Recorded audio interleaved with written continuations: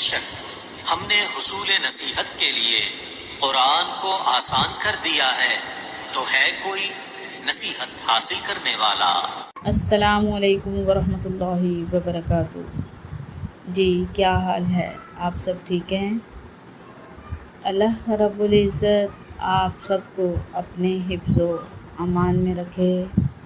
हर अचानक पेश आने वाली मुसीबत, अचानक पेश आने वाले हादसात, अचानक पेश आने वाली बीमारियों से अल्लाह रब्बुल इज़्ज़त मुझ समेत आप सबको अपनी हिफाजत में रखे।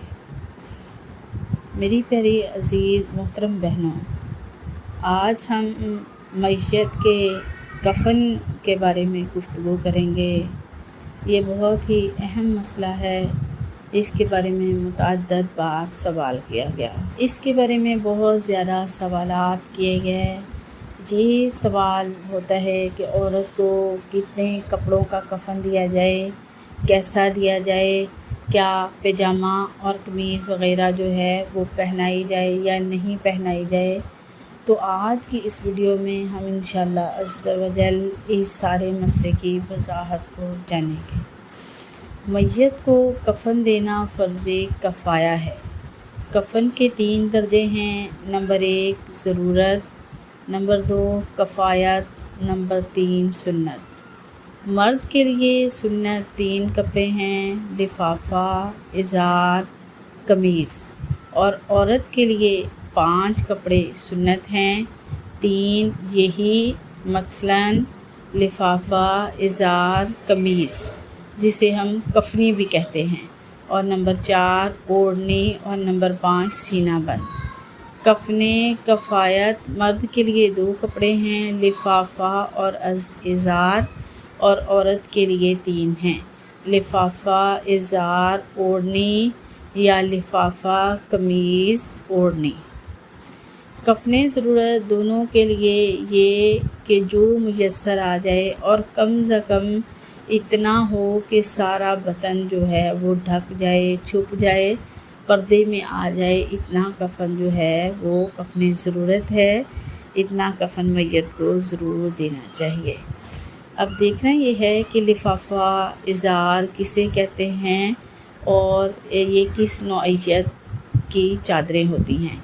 लिफाफा यानी चादर की मिक़दार ये है कि मैयत के कद से इस कदर ज़्यादा हो कि दोनों तरफ बांध सकें, और इज़ार यानी तहबंद चोटी से कदम तक, यानी लिफाफा से इतनी छोटी जो बंदिश के लिए ज़्यादा था। और कमीज़ जिसको कफनी कहते हैं, गर्दन से घुटनों के नीचे तक, और ये आगे और पीछे दोनों तरफ बराबर हों। और बाज़ लोगों में ये रिवाज पाया जाता है कि पीछे कम कर देते हैं और आगे ज़्यादा करते हैं। ये गलती है। चाक और आस्तीनें इसमें ना हों। मर्द और औरत की कफनी में फ़र्क है। मर्द की कफनी मूंढे पर चीरें और औरत की कफनी सीने की तरफ। ओढ़नी 3 हाथ की होनी चाहिए, यानी 1.5 गज सीना बंद पस्तान से नाक तक, और बेहतर ये है कि रान तक हो। तो मेरी प्यारी अज़ीज़ मोहतरम बहनों, ये यानी कि सुन्नत कफ़न है। और इसके अलावा जो है कफ़ने कफ़ायत, वो अगर कोई यानी कि सुन्नत के मुताबिक कफ़न नहीं दे सकता तो उसे चाहिए कि वो कफ़ने कफ़ायत ज़रूर दे। कफ़ने कफ़ायत से कम करना जो है, बिला ज़रूरत कफ़ने कफ़ायत से कम करना नाजायज़ और मकरूह है। बाद मोहताज कफ़ने ज़रूरत पर कादर होते हैं, मगर कफ़ने मसनून मुयस्सर नहीं। उनको चाहिए कि वो कफ़ने मसनून के लिए लोगों से सवाल ना करें। ये नाजायज़ है कि सवाल बिला ज़रूरत जायज़ नहीं, और यहाँ ज़रूरत नहीं। अलबत्ता अगर कफ़ने ज़रूरत पर भी कादर ना हों तो बक़द्रे ज़रूरत सवाल करें, ज़्यादा नहीं। हाँ, अगर बग़ैर मांगे मुसलमान खुद कफ़ने मसनून पूरा कर दें तो इंशाअल्लाह अज़्ज़ व जल पूरा सवाब पाएंगे। बुरसा में इख्तिलाफ़ हो, कोई 2 कपड़े के लिए कहता है, कोई 3 के लिए, तो 3 कपड़े दिए जाएं कि ये सुन्नत है। या यूँ किया जाए कि अगर माल ज़्यादा है और वारिस कम हैं تو کفن سنت دیں، اور اگر مال کم ہے اور وارث زیادہ ہیں تو کفن کفایت دیں۔ اب دیکھنا یہ ہے کہ کفن کیسا ہونا چاہیے۔ کفن اچھا ہونا چاہیے، یعنی مرد عیدین و جمعہ کے لیے جیسے کپڑے پہنتا تھا اور عورت جیسے کپڑے پہن کر میکے جاتی تھی اس قیمت کا ہونا چاہیے۔ حدیث مبارکہ میں ہے کہ مردوں کو اچھا کفن دو کہ وہ باہم ملاقات کرتے ہیں اور اچھے کفن سے تفاخر کرتے ہیں، یعنی خوش ہوتے ہیں۔ سفید کفن بہتر ہے کہ نبی کریم صلی اللہ علیہ وآلہ وسلم نے فرمایا اپنے مردے سفید کپڑوں میں کفناؤ۔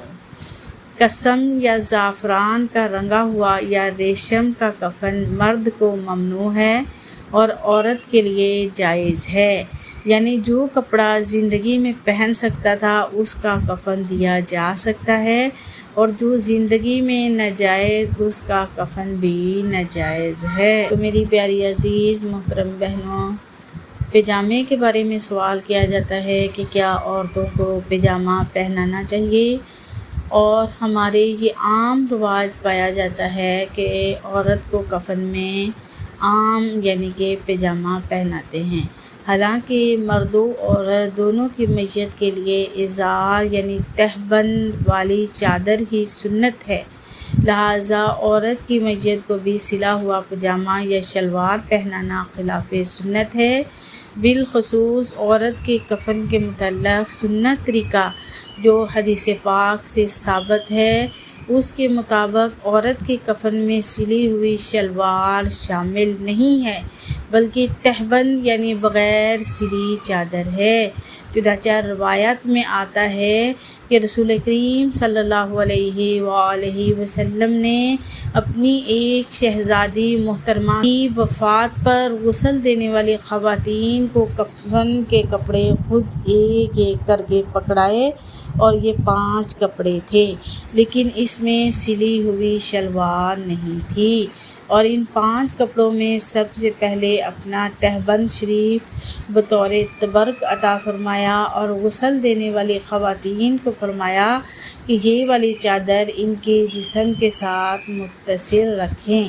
میت کو شلوار نہ پہنانے کی وجہ علماء نے یہ بیان کی ہے کہ زندہ شخص شلوار اس لیے پہنتا ہے کہ چلنے پھرنے اور کام کاج کے وقت اس کا ستر یعنی مرد و عورت کا وہ مقام جسے چھپانا واجب ہے وہ نہ کھلے، لیکن میت کے لیے ایسا کوئی اندیشہ نہیں ہوتا کیونکہ اس نے چلنا نہیں ہوتا، اس لیے میت کو شلوار کی حاجت نہیں۔ یہی وجہ ہے کہ زندہ انسان تہبند نیچے اور قمیض اوپر رکھتا ہے تاکہ اس کو چلنے میں سہولت رہے، اور میت نے چونکہ چلنا نہیں اس لیے اس کی قمیض نیچے اور ازار تہبند کی چادر اس سے اوپر ہوتی ہے، اور اسی وجہ سے میت کو جو قمیض پہنائی جاتی ہے اس کی آستینیں نہیں رکھی جاتی، اور اس کی قمیض کو پہلوؤں کی جانب سے سلائی نہیں کیا جاتا، کیونکہ زندہ انسان کو تو اپنے لباس میں اس کی حاجت ہوتی ہے جبکہ میت کو اس کی حاجت نہیں ہوتی۔ خلاصہ یہ ہے کہ میت اگر عورت ہو تو اسے بھی سنت کے مطابق کفن دینا چاہیے، اور اس میں سلی ہوئی شلوار نہیں پہنانی چاہیے۔ جو لوگ سلا ہوا پجامہ یا شلوار پہنانے پر زور دیتے ہیں وہ اپنی کم علمی کی وجہ سے سنت و طریقہ مسلمین کی مخالفت کرتے ہیں۔ ان کو چاہیے کہ وہ اس سے باز آ جائیں، اور علماء کرام جو شریعت کے احکام و مسائل بیان فرمائیں ان کو تسلیم کر کے ان پہ عمل کریں، اسی میں ہماری کامیابی ہے۔ اللہ رب العزت سے دعا ہے کہ ہمیں دینی احکامات کو سمجھنے کی اور اس پر عمل کرنے کی توفیق عطا فرمائے۔